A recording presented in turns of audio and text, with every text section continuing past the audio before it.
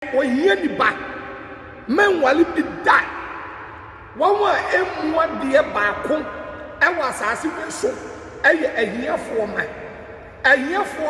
eye dwe ahiafo ma eye ahentan ahiafo ma emua de ahiafo ma eye tuno ahiafo ma eye ahomasofo Ghana for maba ubi zanse be ma be no pa me patenten gram me padiye ni kukumu wonu hwani jimiye kukumu ni ani yawie unnim tia ya wo boafoa opa ya fra ne boafoa opa wabra bomu a obeboa ama woni ama koso ama woni ama yeye ama woni ama atumpon ani ya wo ba ko a ya fra ni bedi wa oba wabra bomu a de wo won obedi akọ awale boninti da bia meke usia wo ba bia wafo ya hwia senanti ya tetere kramai awale boninti usia sister bia wa ye hwia te se sro awale boninti usia bra bia ne konwa homa ayi ti se talia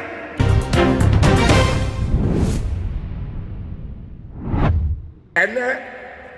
ye betwa ye preaching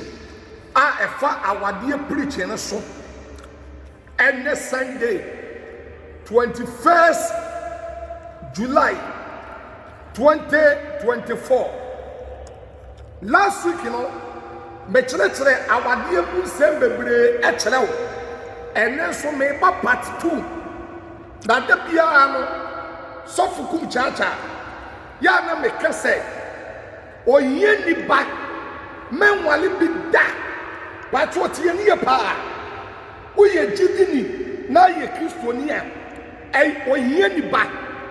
menwale bi da wonwa emua de baako ewa asase we so eye ahiafo ma eye dwe ahiafo ma eye ahentan ahiafo ma emua de ahiafo ma eye tuno ahiafo ma eye ahomasofo etisa obi eye jidini na wote Sofo Kumchacha maso demo ha enne eye 21st January 2024 menwali wo hie ni bada mema wo ba anwali wo hie ni bada ekodi tama wo bewuo ti asema me ka kire no na ebebo wa awade yade bia onyame ene sese awade according to Proverbs 18:22 Bible can say Proverbs 18 verse 22 Proverbs chapter 18 verse 22 was the end wanya yere no Bible say obi a wanya yele no no wanya adepa no wanya onyame wo ani so tie ena wo dem watie Proverbs 18:22 Bible said ye wanya yele no wanya adepa no wanya kupon wo ani so eti awade onyame ne sese awade empretwe bronsam ne sese empretwe awade ye onyame sese eti na kan Genesis chapter 2 verse number 18 to 24 Bible say onipa awo ye bema ebeja ne jane na ho na wode ne ho akobata ne yele na omienu aba be ye wonam baako eti ukowade a ya bonyame mpa ye se urade yibe mfem pade ye mame patotio ye mistake bebra ye a asofo ye asole ye se ye kwade a ya mompa ye nkankyire nyame se urade nyi mfem pade ye maye ya de honam na ekọ ya de oba ne to oba ne shep oba ne nufu ne ya akase eto ne ya akase oba ne ye kokọ enu ne ye de kwa awade but enya no ne ye de kwa awade ya wale oba na dwen ya wale ne to ya wale oba ne nyansa ya wale ne nufu eto kwa awade a to bo ase bonyame mpaye na ka kire urade se urade Sofo Kumchacha me asumasi yi me mfem pade ama me say nyame yi wo de ya ne be hye wa awade ya nani jabam awade ya ne so awade ya ntiase yabam but one mompaye na wudi nufu achi edi eto achi a na akwade a na yeso wakofa ovan tai edi akose atikureta ase ka ne kwa na balance ka ne kwa na yi ache ka ne kwa na balance etu kwade a tobu ase sa na oban so kwade a ede Ghana for ma aba ubi zanse be ma be na opa me patenten gram me padiye ni kukumu wonu hwe ni jimiye kukumu ni ani yawe unnim tia se ema ye wo mu a wodo me ensa ene wasase we so ema wo kwade atie ye wo ema wodo mu me ensa ye wo boafoa opa ye frɛ ne boafoa opa wabra bomu a obeboa ama wo niam akoso ama wo niam ayeye ama wo niam atumpon ani ye wo opa baako a ye frɛ ne bedi wa oba wabra bomu a de ye wo no obedi akọ ani ye wo di otwato okra ye frɛ ne bekum wa oba wabra bomu a obekum eti eyerepa Proverbs 31 verse 10 or can say Proverbs 31 verse 10. Proverbs 31:10. Also ayire Bible said here oyerepa haina obenya enso ne bo esen anenpa me patrotie eyerepa haina benya oyerepa eti okwawale a dabia Sofo Kumchacha me ka say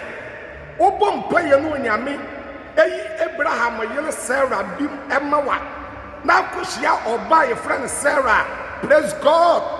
that is why you nshira bas okwawade na se wa monyame mpaye na koshia Samson yili ni bia uti ebete etiana awale boninti dabia meka ushia wo ba bia wafo ye hwia se na nti ye tetere kramai awale boninti ushie sister bia waye nwia te se sro awale boniti ushia bra bia ne konwa homa ayi te se talia awale boniti obi enya dementia obi enya bipolar obi enya high fever ene de ya wo dem ha ene ye 21st July 2024 21st July 2024 okwawade atobo ase okwawade abompaye okwawade a nyabotere na onyame enyi onfem pade emfemawo na edinsira abrewo ye wema wodo bebre wasase we so ayerepa han ne benya ekumpa han ne benya eti quotation bi wo Micah chapter 7 verse 5 say quotation no me kan Bible a me dangerous quotation wo Bible Micah 7:5 okay saying Micah 7 verse 5. Micah chapter 7 verse 5. Money adamfo ni. Bible say who adamfo a Yesu suji wadamfo di too much wasase we so. Monfa wo ento oyoko. Emfa wo nto wadamfo so too much. Oba wada wo kukum. Ba oba wawale no awoda wo kukum kora no. Ne ho na hwe. Aya renwa no. Oba woda wo kukum no. Ukonya wo babone. Ati se Samson yiri ni bia. Bible say ya renwa no eti mema na mo pekasa bebre a wusia girlfriend na esia wo ba enne esia wo ba ne tonga wo pese wo 20 na wo jimi abete na wo secret nyina na wo kachira wo ba wo sia ne na wo kachira wo girlfriend Micah 7:5 na aka no mo nya damfo oni memfa wo nto onyanku so too much na oba wo da wo kokum mpo wo say keep your mouth ya renwa no na oba wo wa no da kokum kura Bible say renwa no na wo girlfriend and wo dwa wonu bebre e kire no wo de yetena ho midin the prophet Kumchacha